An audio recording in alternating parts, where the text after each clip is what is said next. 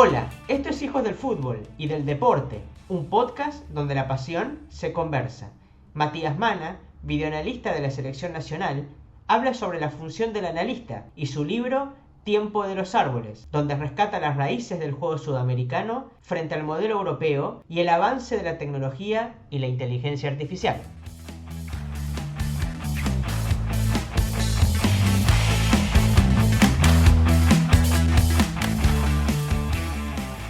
Cuando te había comentado por mail de que, primero voy a leer el libro, hasta inclusive cuando me avisaste del libro dije, porque yo estaba enfocado, vamos a hablar sobre su rol como videoanalista y dentro de lo que es el entorno de la selección, etcétera, y de su carrera y de sus orígenes, pero cuando me hablaste del libro me agarraste como desarmado. Sí sé que habías hecho circuitos de entrevistas para hablar del libro, pero no se había enfocado en el nombre. Y me llamó la atención y como mi primera pregunta es, ¿cómo te metiste en el proceso de producción de lo que es un libro? Porque estamos hablando de literatura. Sí, a ver, sí, a ver, primero distinto a lo que estoy haciendo, a mi objetivo de estar en una selección y de hacerlo, tratar de hacerlo bien. Ese es el objetivo siempre, el número uno es ese. Pero bueno, había hecho cursos de escritura y la verdad que intento leer bastante. Y bueno, di con un libro de ficción que se llama El Bosque Vietnam, hace muy poco, sería en marzo del año pasado. Y bueno, estaba hablando con la editorial, con Genaro, que es el editor de Penguin House, y bueno, ellos me estaban esperando para ver qué podía escribir, sería. Ellos como habían leído cosas que yo había escrito relacionadas al fútbol, relacionadas a mi rol como analista, y a lo mejor pretendían algo así, o querían, bueno, que escriba algo relacionado a eso. A mí me parecía que era como un libro como muy duro y muy... como que no sé si iba a gustar tanto, hasta que di con esta ficción que me gustó y dije, bueno, ¿por qué no? Lo hablé con el editor y dije, ¿por qué no puedo escribir una ficción? Y por eso surgió El Tiempo de los Árboles, que es una ficción que tiene el fútbol como centro, que bueno, que es un equipo que se va al sur de Argentina a preparar una final durante casi un mes. Pero bueno, dentro de eso, de esa preparación de esa final, pasan otras cosas, y el libro es un libro sobre vínculos, sobre la relación que tiene José, que es el protagonista del libro, con su novia, que es Valentina, que queda en Buenos Aires porque es médica oncóloga. El libro habla de la relación que hay entre el capitán y el entrenador, habla sobre el liderazgo de grupo, habla sobre cuestiones de género y fútbol, porque el arquero, que es una de las estrellas del equipo, se va del club 2 o 3 días antes de la final, y el técnico decide contratar a una arquera que juega un poco con la idea de que lo que pasa ahora habitualmente con los chicos, con nuestros hijos, con nuestros sobrinos que ya juegan mixto o empiezan a jugar al fútbol con mujeres y varones y no pasa nada. O sea, es como que nadie se pregunta esa situación que a lo mejor nosotros a nuestra edad, a esa edad, era como imposible o no hacíamos muchas preguntas en relación a eso.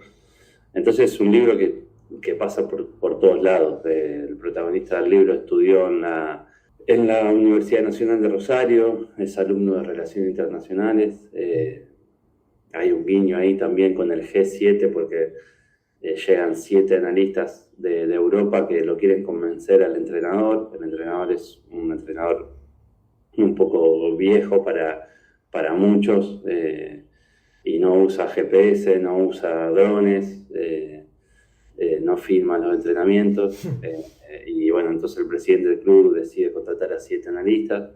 Entonces también hay como se describe o se intenta narrar esa tensión entre lo que pasa habitualmente entre la tecnología, la inteligencia artificial frente a la inteligencia biológica, ¿no? La inteligencia natural, ¿no? El entrenador no tiene oficina, el entrenador se sienta arriba de la pelota en los entrenamientos y no quiere saber nada de tener una oficina.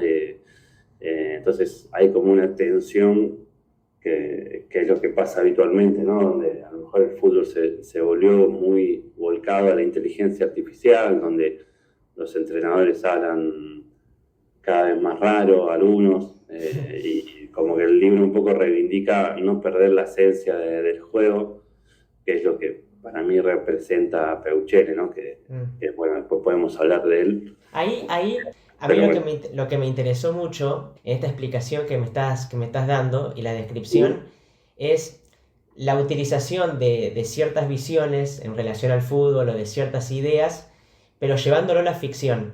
Porque justamente estoy leyendo un libro de Piglia que habla de literatura y ficción, y él remarca que una de las características de la ficción es hablar sobre ciertas ideas, sobre cierta visión del mundo, sobre ciertas visiones de temas, pero trastocándolo, hablándolo desde otros objetos. Y yo lo que veo ahí es, por ejemplo, cómo hablas claramente de fútbol, pero lo hablas desde el objeto, por ejemplo, de los árboles. Y vos decís, bueno, no es que estás hablando propiamente dicho del fútbol tangiblemente, sino que estás hablando de ciertos temas, pero desde otro lado, desde los árboles. Quería ahí preguntarte, ¿cómo ideaste esa cuestión? Sí, al final, bueno, es una econovela porque el principal objetivo del libro es plantar árboles en mi ciudad, en San Vicente, que ese me parece que es el verdadero. El libro está bueno sobre todo por eso, porque por lo menos tiene ese fin. Y bueno, los árboles ya están plantados, ya están creciendo en mi ciudad. Vamos a ver si podemos plantar más después de algún tiempo que el libro ya salió a la venta, ahora en diciembre. Y sí, los árboles como que representan para mí muchas cosas. Primero, la conciencia de tener una ciudad más ecológica, más verde, siempre va por ese lado.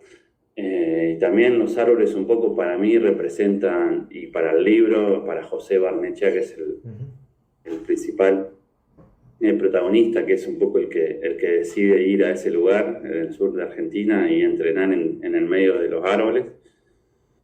Para mí representa un poco eso, la esencia del juego.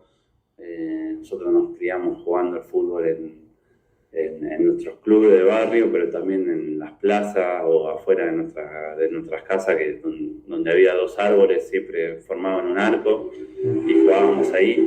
Y el fútbol de calle muchas veces es donde surgen los mejores jugadores, surgen ahí, y es el verdadero juego, está en ese... Están en eso, en esa atmósfera que pasa, en ese clima, ¿no? Entonces, para mí los árboles representan eso. Más allá de cuestiones más específicas que tienen que ver con el entrenamiento ecológico, que hay autores portugueses que lo están abordando y que tiene que ver con un entrenamiento natural, de dejar desarrollar al jugador, que también es una buena filosofía, una buena idea, pero un poco los árboles representan todo eso. Yo siempre digo que el libro surgió en Bilbao,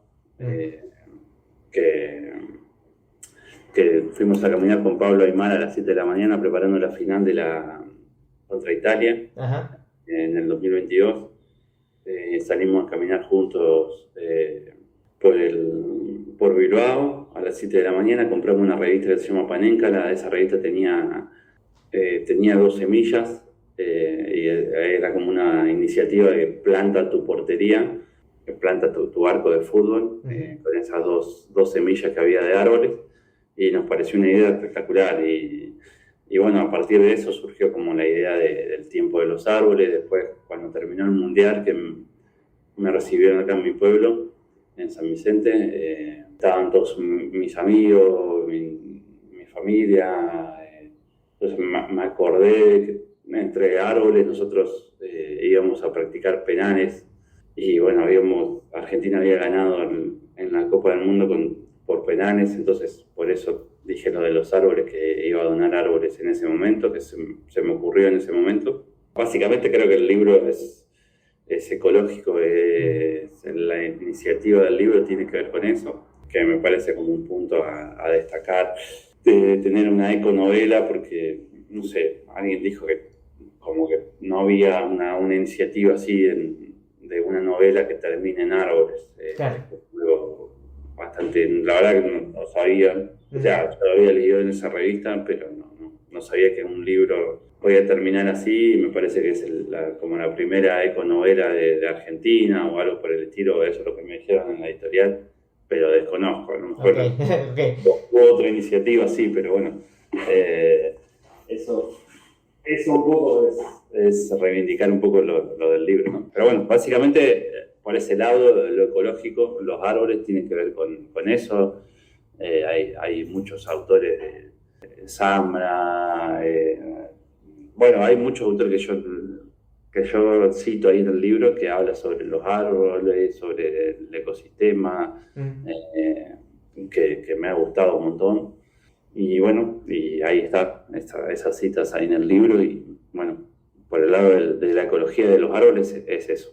Sí, y también yo lo empalmé porque hubo un momento que José, hablando con su amigo Ariel, van caminando por el bosque, y a José viste que siempre lo tildan de filósofo, ese tipo de cuestiones, y él comenta como que le causaba curiosidad el crecimiento de los árboles, que era un crecimiento sabio, en donde, por ejemplo, crecían y no se chocaban entre sí, por así decirlo. Y esa cuestión también me llamó mucho, no ocupaban el espacio del otro árbol. Y ahí dije, acá de fondo o oculto también está hablando de fútbol. Quería consultarte el tema del crecimiento, cómo ese crecimiento no trastocado por algo externo, sino justamente de manera sabia, por uno mismo, de manera autónoma. Uh-huh. ¿Qué visión tenés ahí? Claro, eso. Sí, yo lo relaciono mucho con hoy.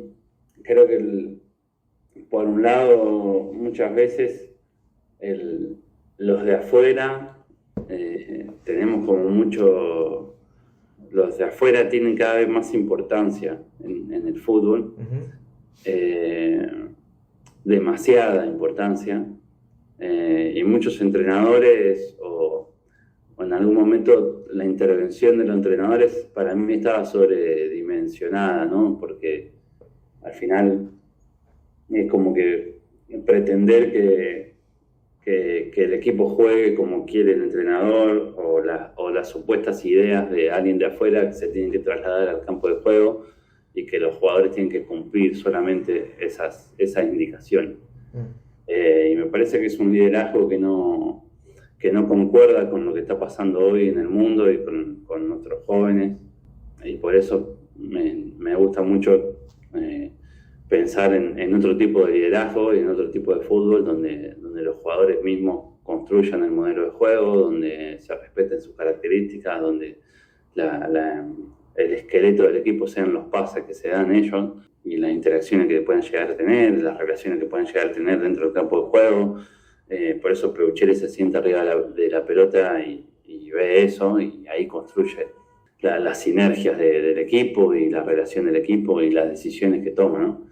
Entonces a mí me gusta pensar el fútbol desde otra forma, con mensajes totalmente calmos, nítidos, claros, cortos, nada de hablar raro, de hablar de números, o de hablar de cosas muy que hagan parecer al fútbol como una ciencia. Me parece que no es así, que el fútbol no tiene que perder su esencia, y es un punto para mí a destacar, ¿no? Eso por el lado del entrenador, ¿no? Por el lado del analista también, yo siempre digo que el analista no existe, que es una función que se ha inventado. También es una crítica a lo que hago habitualmente, claro, o a mi rol dentro de la selección, pero para mí el analista no existe. ¿Y cómo te llevas con esa ¿tenés tus contradicciones ahí entre lo que vos relatás en el libro y lo que realizás como videoanalista? No, la verdad que eso es más, la palabra videoanalista para mí está mal utilizada. Okay. Está mal llamado el videoanalista, es como si a un psicólogo lo llaman libreto analista porque escriben sus libretas, sería, no sé por qué se llama videoanalista, yo le cambiaría el nombre, la palabra analista también es como que el análisis se hace como muy parcial, muy alejado de la idea de la construcción de un equipo de fútbol. Por eso para mí el analista es un entrenador más, es un asistente más, y no existe ese rol, sería, no, para mí no, eso ya es un rol que para mí murió en el fútbol, ya no existe más, no debería existir, porque entendiéndolo de esa manera que se hace habitualmente, ¿no? Como algo totalmente alejado de lo que pasa en un equipo de fútbol, ¿no? Creo que el analista tiene que estar en el campo de juego, en los entrenamientos, en el proceso de construcción de un equipo, tiene que formar parte de lo que pasa ahí, ¿no?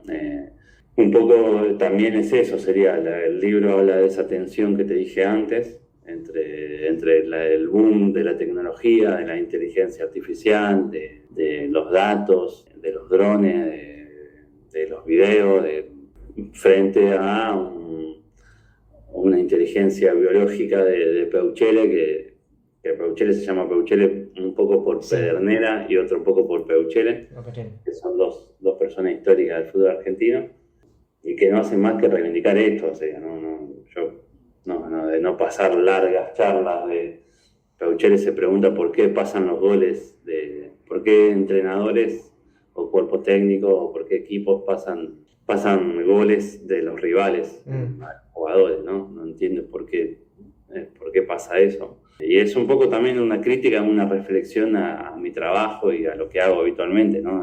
De no intentar ahogar. Hoy es muy fácil ahogar a los jugadores de mucha información, de sobreinformarlos, de sobreanalizar los equipos. Muy clave que, por ejemplo, pasa en la selección de esto. En 3-4 minutos contamos 3 o 4 cosas muy básicas, muy nítidas, y yo creo que ese es el objetivo hoy de este mundo de datos, de toda la sobreinformación que hay.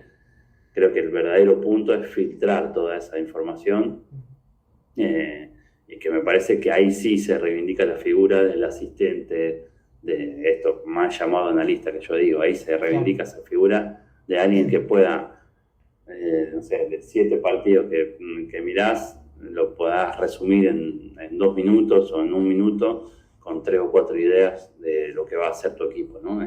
Creo que ese es el objetivo de mi trabajo, y es un poquito lo que pasa ahí en el libro, ¿no? Ahí yo me diste el pie porque, bueno, hace unos años atrás le hice una entrevista también a Rubén Rossi, formador él, y él me hablaba, hoy por hoy estamos agobiados de mucha información, pero ahí la importancia está en decodificar la información. Decodificar la información y después dotársela al jugador, pero no sobrecargarlo. Eso es lo que me comentaba. Bien, sí. Bueno, de Rubén Rossi también es buenísima esa frase. También hay una frase de Europa, que Europa compra nuestros jugadores, nuestra materia prima. Los jugadores van a Europa, los europeos crean su método, su supuesto método de trabajo, y después emiten libros y nosotros compramos esos libros, ¿no? Que pasa en la ciencia, habitualmente en el arte, y también pasa en el fútbol.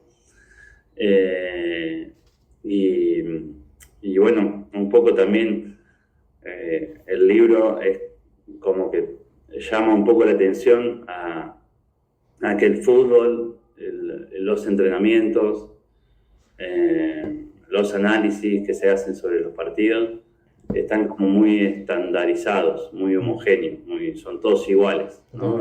Como que todo el mundo entrena de la misma forma, todo el mundo quiere. Hoy mirás, el otro día me pasó mirando las eliminatorias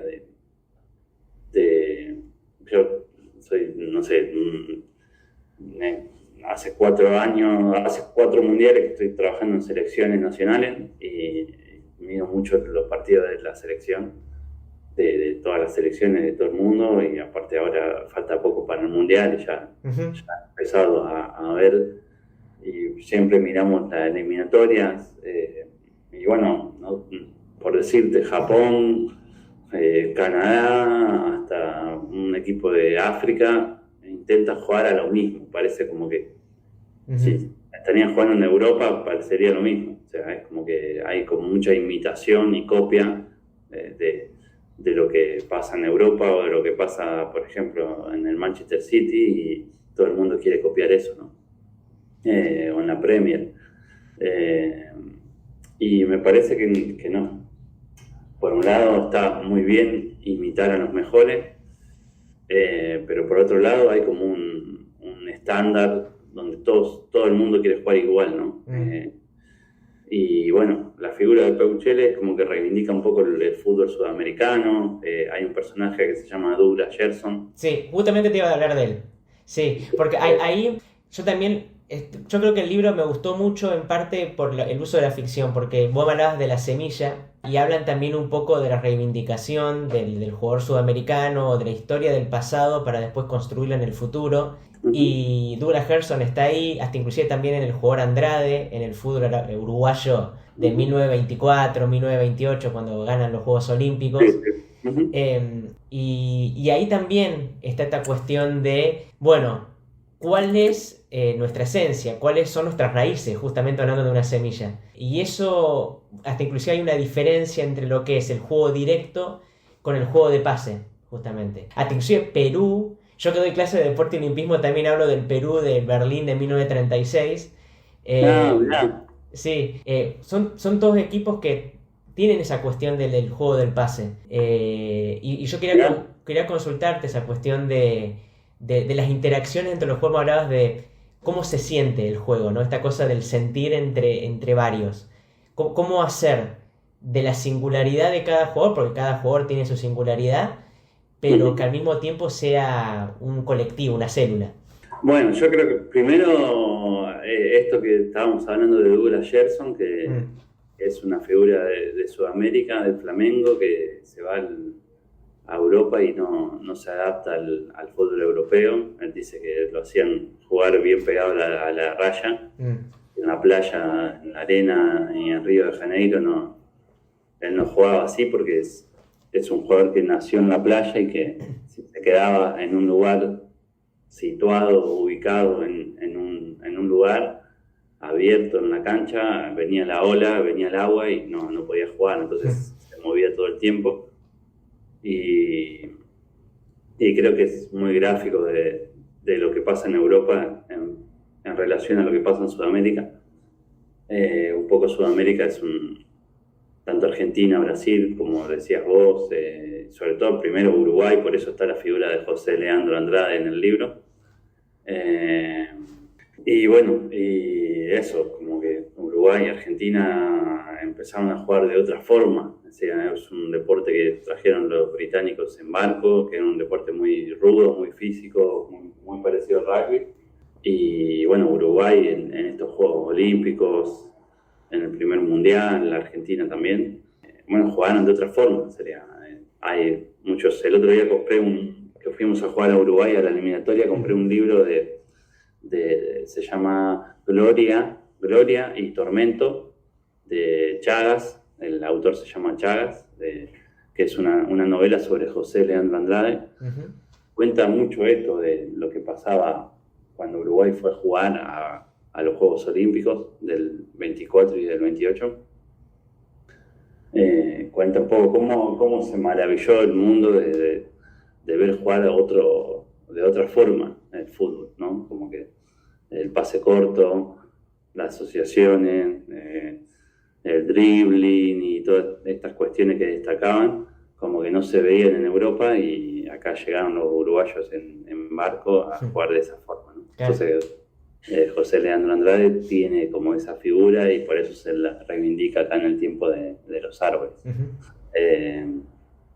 Así que bueno, creo que eso es un poco lo que pasa. Y bueno, hoy habitualmente, por ejemplo, en el juego de la selección hay muchos autores y mucha gente que habla de la nuestra, y creo que Argentina, lejos de ganar por un juego físico, directo, duro, donde los mediocampistas sean Ferraris, en realidad para mí ganó porque porque respetó su esencia del fútbol argentino, esto que dice siempre Menotti o que dice Peuchel en su libro Fútbol Todo Tiempo, que es un libro de la década del 70, que habla que Argentina tiene todo eso, tiene poder físico, tiene los mediocampistas corren, pero sobre todo también tienen pausa, ¿no? Y saben asociarse en corto, y yo creo que McAllister, Enzo Fernández, Paredes, Rodrigo de Paul, Thiago Almada, lo han representado a la perfección en el último partido contra Brasil, ¿no?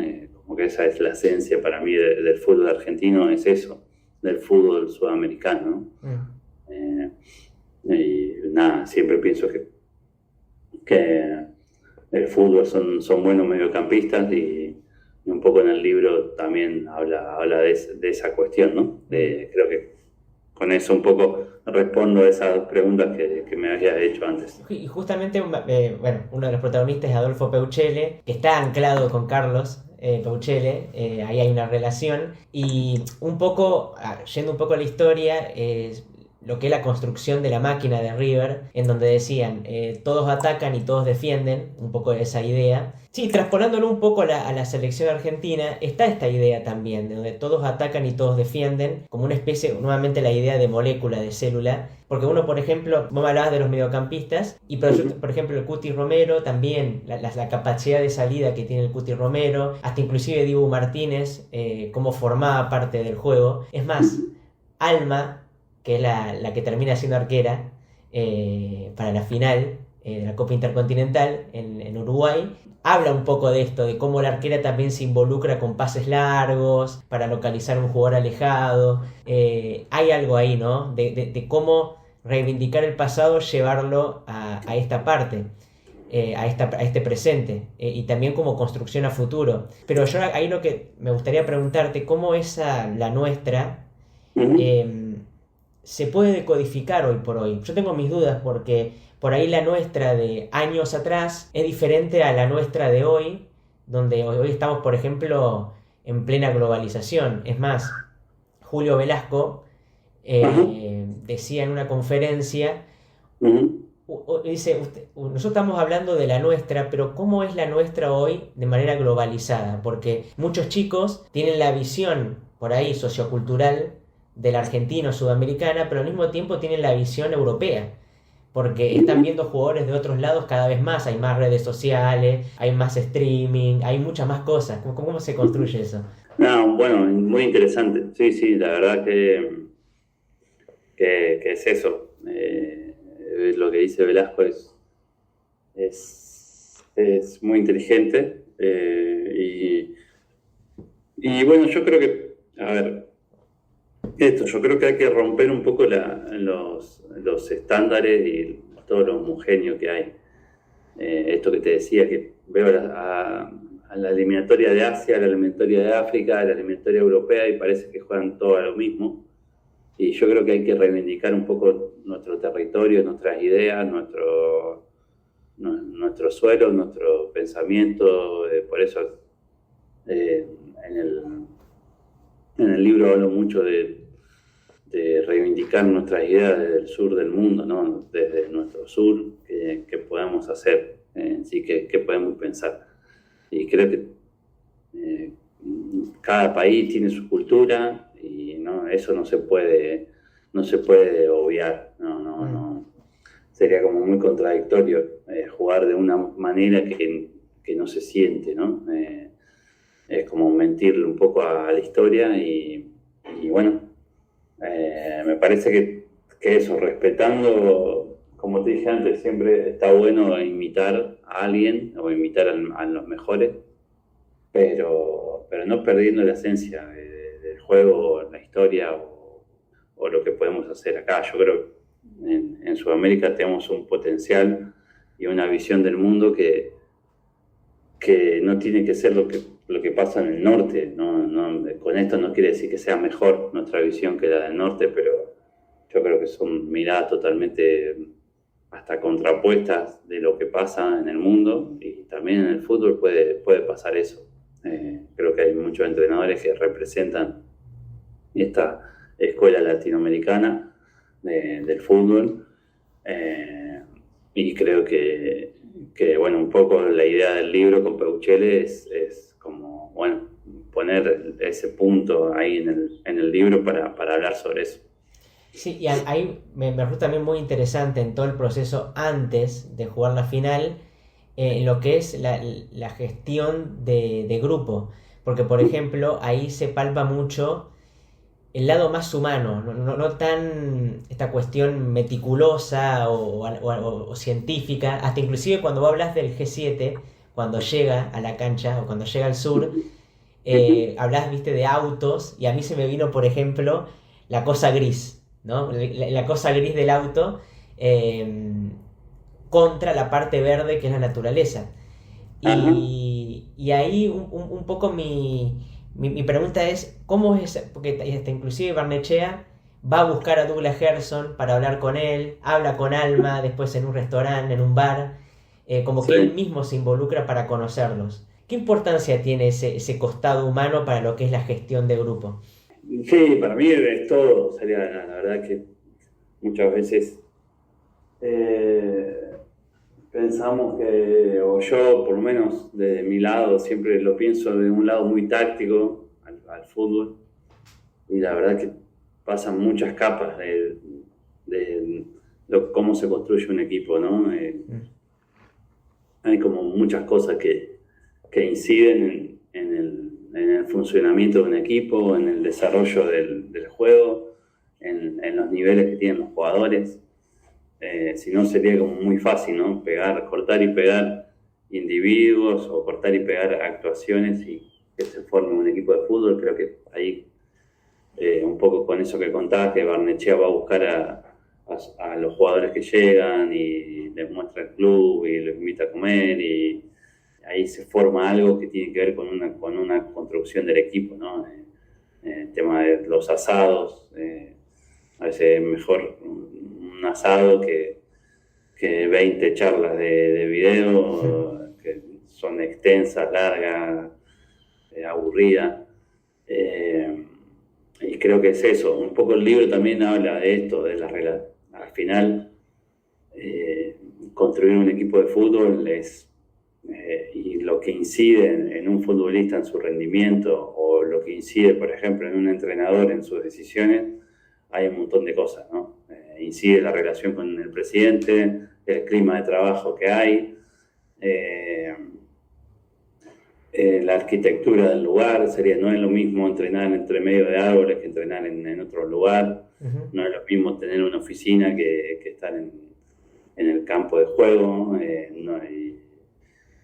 Creo que ahí también el libro habla de eso, cómo afecta las relaciones personales, el estado mental de cada uno de los integrantes, cómo está su vida afuera de la concentración.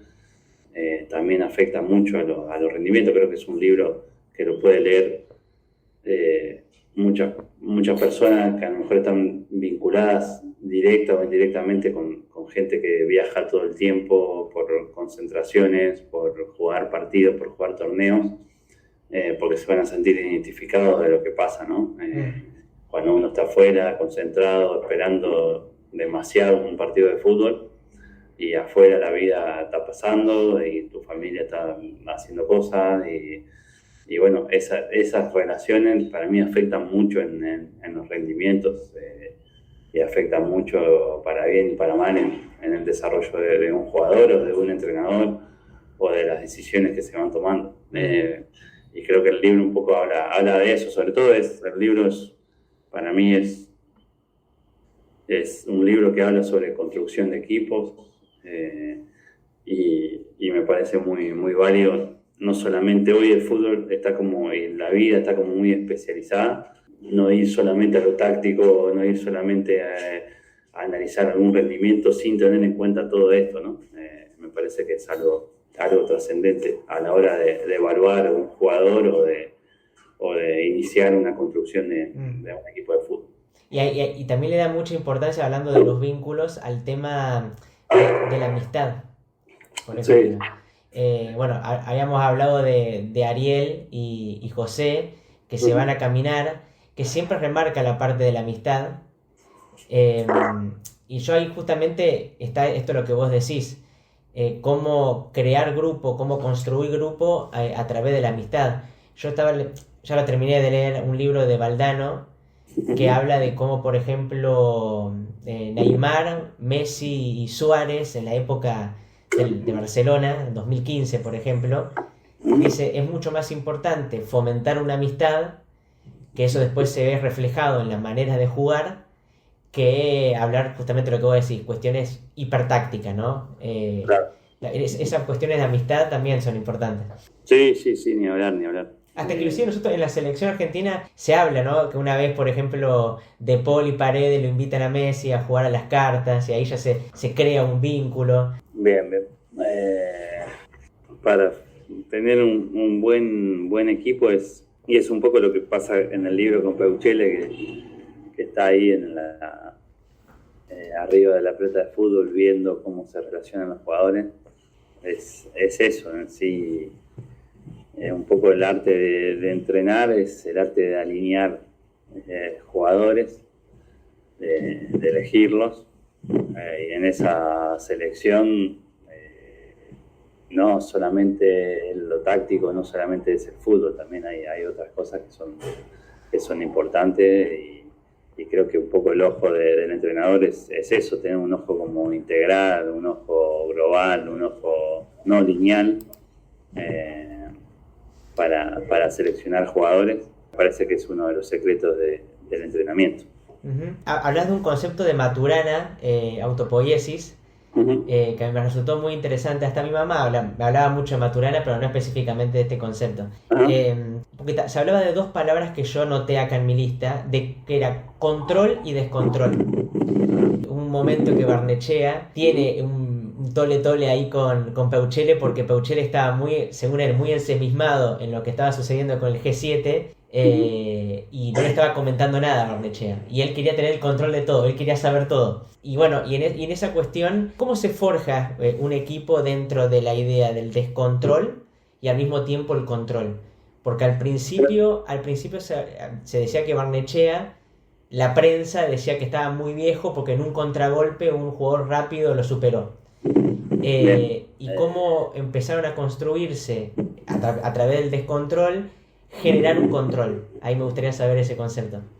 Bien, yo en un momento leí mucho sobre el modelo educativo de Finlandia, que también en un momento, un poco lo que pasó con la Masía del Barcelona en el fútbol, pasaba con el modelo finlandés de educación, que todo el mundo hablaba de ese modelo y como que lo querían imitar, ¿no? Lo que pasaba en Finlandia, imitarlo en Rosario o en el Gran Buenos Aires.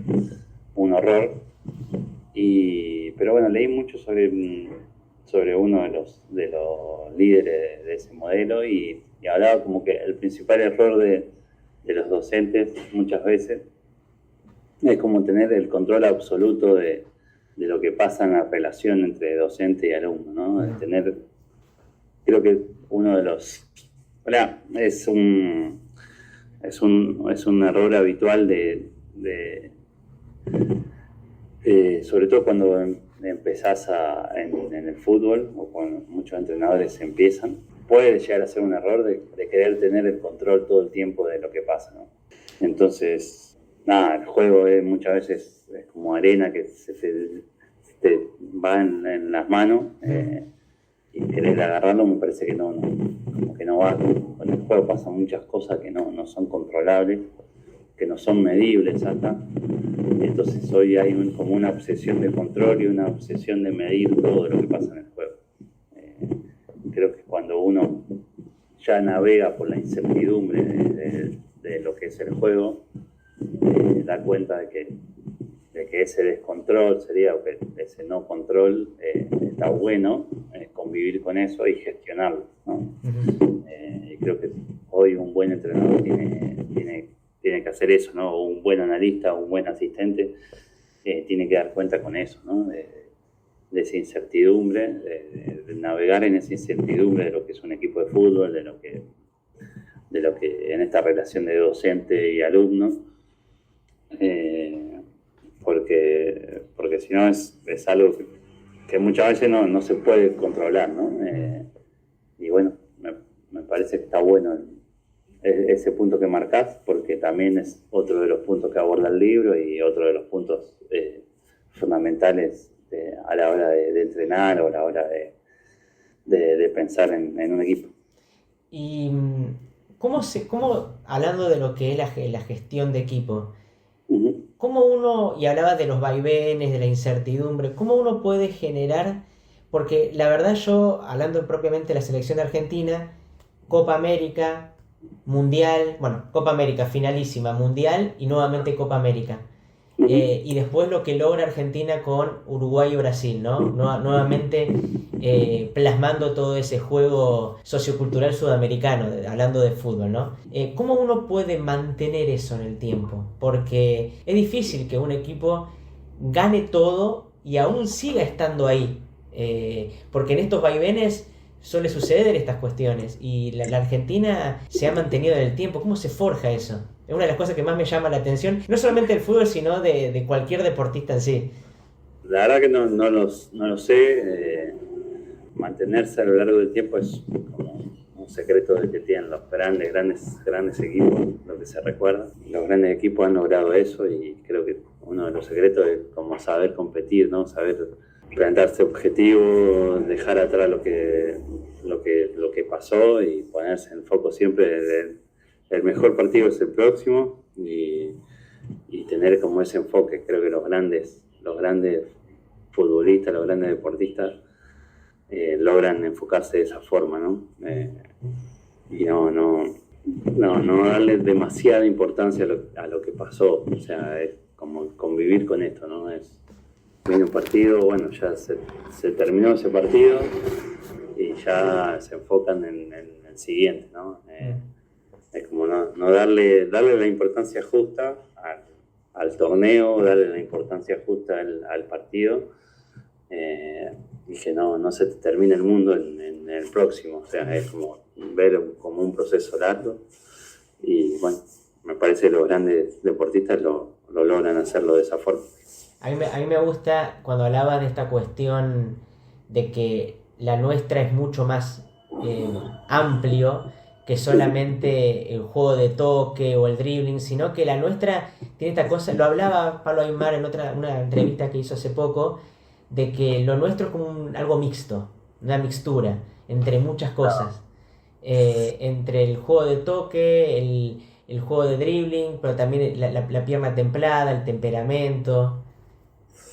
No, para mí la nuestra, lo decía Eduardo Archetti, bueno, hay un libro muy bueno, no me acuerdo ahora el nombre, pero bueno, Eduardo Archetti seguro que lo conoces.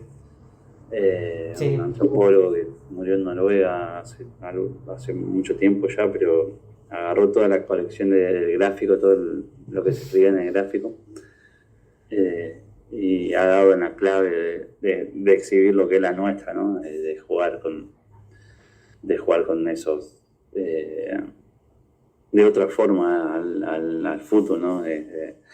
El pase corto, la pausa, la gambeta, creo que eso es lo que representa la nuestra.